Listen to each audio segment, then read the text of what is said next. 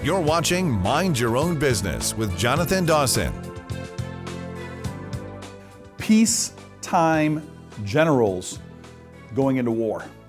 That is what my friend and I were discussing the other day. We're noticing that there's a lot of leadership that is used to peacetime, and we're going into war.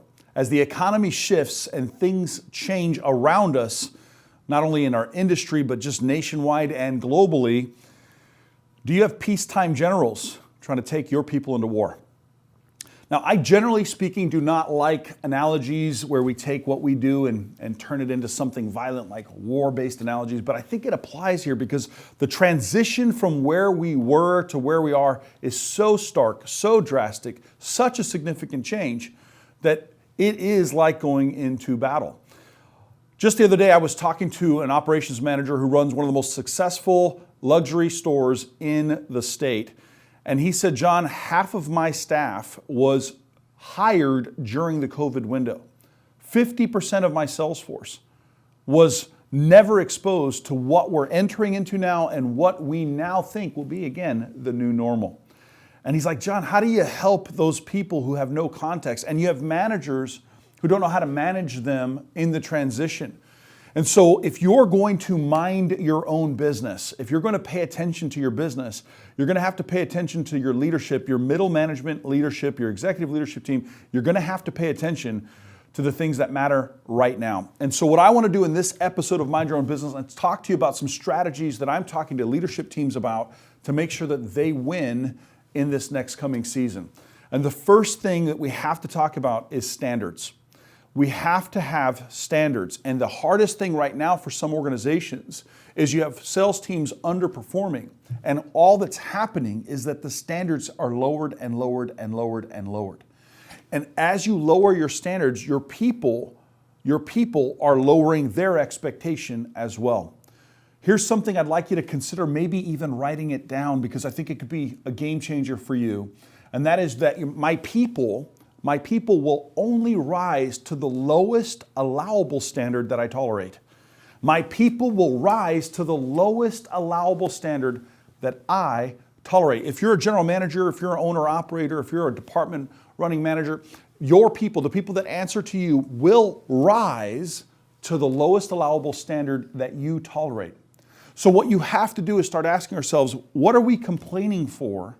Why are we upset? Why are we frustrated that they are simply rising to the lowest standard we're tolerating? Because the thing that you complain about consistently is the thing you've learned to tolerate consistently. That is what's happening in your organization. So we have to become a company of standards. Going back to what are the fundamentals on a metrics basis? What are the fundamentals on an expectation of outcome basis? What are the activities and outcomes that we're looking for? And are we measuring our people to those standards? Now, obviously, once you establish standards, once you have those metrics in place, you have to also ask simultaneously the question, are we providing our people the resources in order for them to succeed? Now, it will not surprise you that a lot of the conversations I have had in the last 6 months have been about our people are not prepared for what's coming. Our people are not prepared for what's here. And that's a lack of resources. There's not enough training, coaching, mentoring, and overall enhancement of skill set that's been happening over the last 2.5, 3 years. And so here we are today. Our people are ill-equipped. They're incompetent. And some of them are, quite frankly, indifferent. They don't even care. They don't care that they're not prepared. And so you have to ask, while we hold people to a standard, are we also providing them the resources, the support, whether it be tools, technology, or training, for them to succeed? Because if those things are not in place, it doesn't matter that we have a standard of X if the people are under-equipped or ill-equipped or simply incompetent and unable to do the things necessary to achieve those standards. So where are we not supporting our people? Where are you maybe not providing the resources needed for your people to succeed?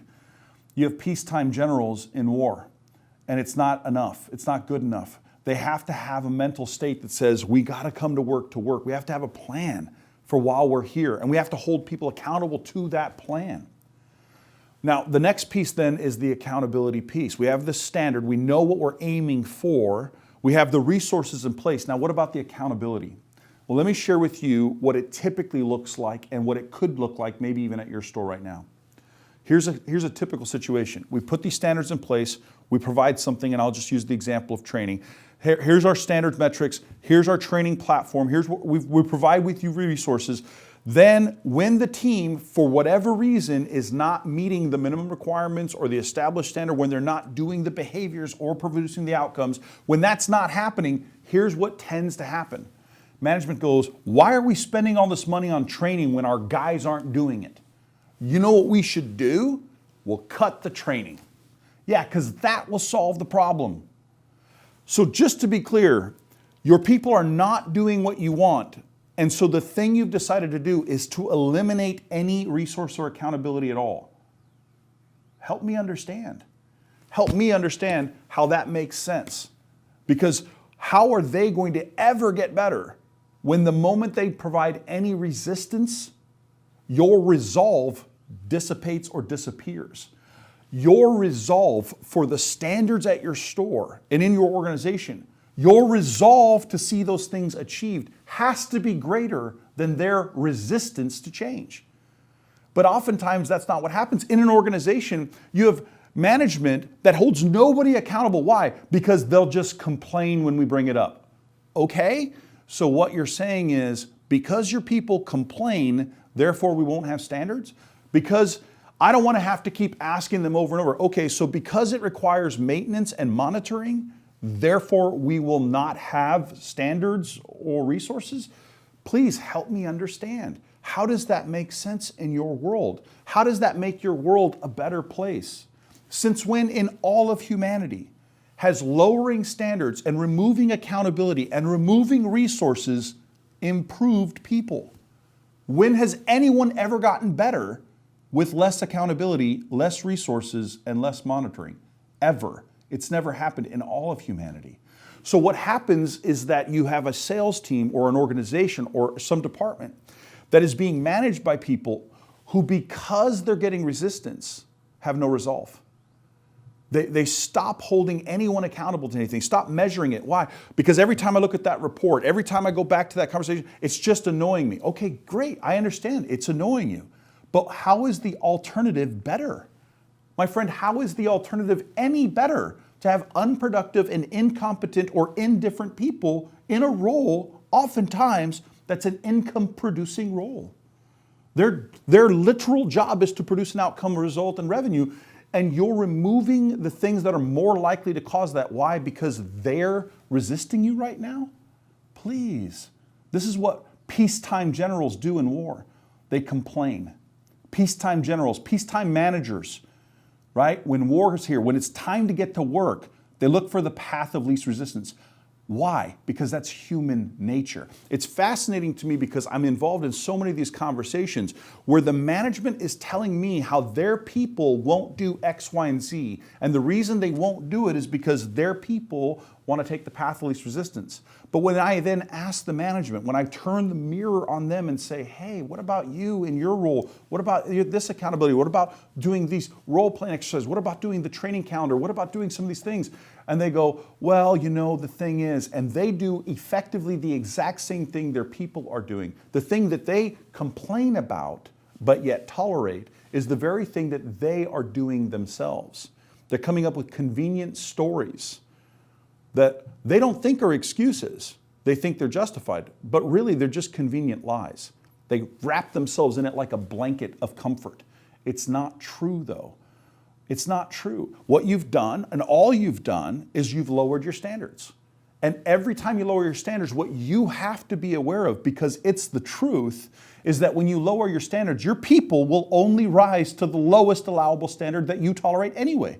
So lowering standards makes your people weaker, which then in turn makes you weaker. So now you have weak management, managing weak people, creating weak results, and complaining the entire time about the economy and the market and the conditions and the inventory and the incentives and the programs and the traffic and the blah, blah, blah, blah, blah, blah, blah, blah, blah. Seriously? We deserve better. Our people deserve better. So what I want to encourage you, if you want to mind your own business, is start asking some of these questions. What are the standards we're actually looking for, aiming for? What are both the activities and metrics and the outcomes and metrics What are we saying is the standard? Then are we legitimately providing the resources necessary for them to be equipped to meet those standards? And that's not just give them a tool. It's make sure they understand it. It's not just give them a training platform. It's actually going through coaching, mentoring, and supporting that training platform. It's not just, here, we gave you a tool. It's, hey, do you know how to use this? Has anybody showed you? Can I show you how to use this? But once you have the standards and the resources, are we willing to actually hold people accountable? Are we willing to actually inspect what we expect, and then are we willing to do something about it when that standard is not met? I've said this before, and you've probably heard this before if you've ever been to a 20 group or anything where these conversations come up. But oftentimes it's the case that if I asked you right now to take out a piece of paper and write down all the people underneath your team, all the people that you're responsible for in your department, your organization, where they answer to you, it's generally true that if I said, now circle the name of the person that you know shouldn't even be in that role, shouldn't even maybe be in the company, it is almost without fail that everyone in the room can do that exercise and circle a name instantly. And oftentimes, if I'm doing this in a leadership setting where I have a management team across an entire organization, when I will do that, if I have all the sales managers in the room and the finance managers in the room and the general manager in the room and the GSM in the room, and we're talking about their sales floor, and I have them write down all the names of all the salespeople that are answered to, and I say, everybody circle a name that shouldn't even be on the team or shouldn't be in that role at all. And without a fault, almost every time, the same name will get circled. And then I ask the room, you all agree this person shouldn't be in this role or shouldn't even be with the company, and yet they still are. Why? What is going on here? Well, it's so hard because, replacing people, and the thing is, and the thing is, and the thing is, and the thing is, and the thing is, give me a break.